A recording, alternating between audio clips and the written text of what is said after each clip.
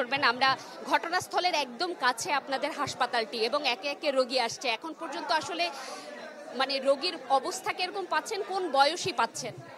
এই পর্যন্ত আমরা যে রুগীগুলো পেয়েছি এর মধ্যে আপনার 70 থেকে 80 ভাগই ছিল হচ্ছে আপনার বার্নের পেশেন্ট।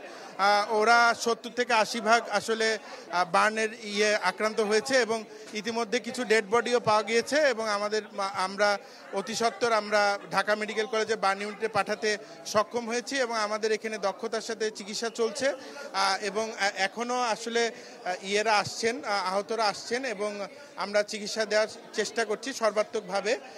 এবং আমাদের এটার সাথে আমরা যেটা করছি আসলে হাসপাতালের তরফ থেকে আমরা আমাদের অন্যান্য ডিপার্টমেন্টের ডাক্তারদেরকেও এখানে ইনভলভ করেছি এবং এটার সাথে আরও বিভিন্ন পেশাজীবী সংগঠন এবং আপনার বিভিন্ন স্বেচ্ছাসেবী সংগঠনরাও এগিয়ে আসছেন, যেরকম বিএনসিসি স্কাউটের মতো সংগঠনরা আসছেন এবং Ziaur Rahman foundation, doctors association of Bangladesh, ড্যাবের বিভিন্ন পর্যায়ের নেতৃবৃন্দরা এসেও এখানে সেবায় অংশগ্রহণ করছেন এবং আশা করা যায় যে আমরা এইটা থেকে মুক্তি পাবো।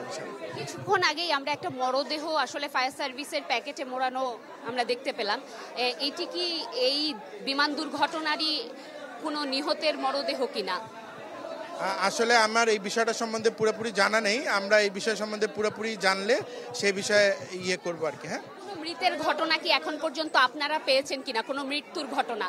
হ্যাঁ, মৃত্যুর ঘটনা ইতিমধ্যে আমাদের এখানে 2টা ডেড বডি আসছে এবং বিভিন্ন সূত্রে শোনা যাচ্ছে আসলে যেহেতু একটা ম্যাসাকার চলছে, আমরা ইতিমধ্যে শুনেছি যে 25 জনের মৃতদেহ পাওয়া গিয়েছে এবং এটা সম্বন্ধে এখন সঠিক আসলে সময় আসে নাই যে আমরা সংখ্যাটা আসলে কত, আমরা তথ্য সংগ্রহ করে আমরা আপনাদেরকে জানিয়ে দেব।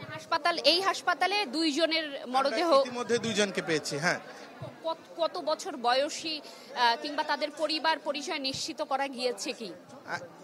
একজনের 12 বছর বয়স এবং আরেকজনের 20 বছর। নিশ্চিত করা গিয়েছে তারা এসেছেন? এখনো আমরা একটু পরিস্থিতি স্বাভাবিক হলে আমরা আসলে সবকিছু মিলিয়ে আপনাদেরকে কথা বলার চেষ্টা করব। আপনাকে অসংখ্য ধন্যবাদ।